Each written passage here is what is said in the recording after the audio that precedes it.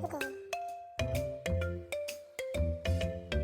एक लोमड़ी ने एक सारस को इनवाइट किया अपने घर खाने का, और वो दोनों खाने बैठ गए। और सारस, जिसकी चोंच लंबी थी, तो उससे खाया नहीं जा रहा था क्योंकि वो प्लेट में सूप था। तो लोमड़ी आसानी से सारा सूप पी गई और सारस बहुत कोशिश करता रहा मगर उससे पिया नहीं जाता था। इसके बाद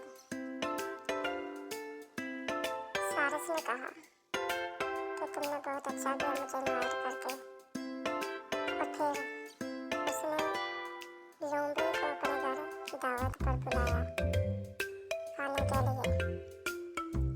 तो अगले दिन लोमड़ी खाने को गई और आगे देखा कि सारस ने मजे से सूप पी रहा है, मगर लोमड़ी,